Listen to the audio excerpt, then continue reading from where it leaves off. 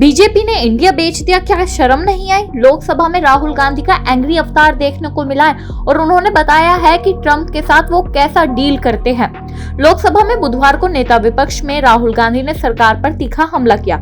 राहुल ने India US trade deal का जिक्र करते हुए कहा है कि हमारे किसान अमेरिकी मैकेनाइज्ड खेती के सामने तूफान का सामना करने जा रहे हैं। सरकार ने अमेरिका के सामने सरेंडर कर दिया है और ऐसा करने में सरकार को शर्म नहीं आती है।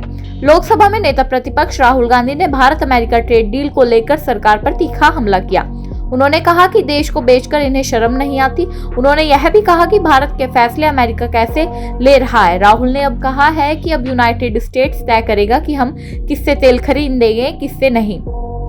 यूनाइटेड स्टेट्स हमारे पास आएगा और कहेगा आप खरीद नहीं सकते, फ्ला से तेल खरीदे। क्या हमारे फैसले अब अमेरिका लेगा? हमारा फैसला प्रधानमंत्री नहीं करेंगे।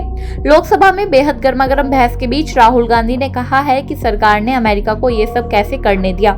राहुल गांधी ने कहा कि आप खुद कहते हैं कि एनर्जी और फाइनेंस वेपनाइजेशन है और आपने अमेरिका को हमारे लिए फाइनेंस और हमारी एनर्जी को हमारे खिलाफ हथियार बनाने की इजाजत दे दी है। इसका क्या मतलब है कि जब अमेरिका कहता है कि आप इसे नहीं खरीद सकते, किसी खास देश के तेल नहीं खरीद सकते, तो इसका मतलब यही हुआ कि हमारी एनर्जी वेपनाइज्ड है। क्या इसका मतलब यह है कि वे कहते हैं आपके टैरिफ कम हो जाएंगे, हमारे टैरिफ कम हो जाएंगे और आपके बढ़ जाएंगे?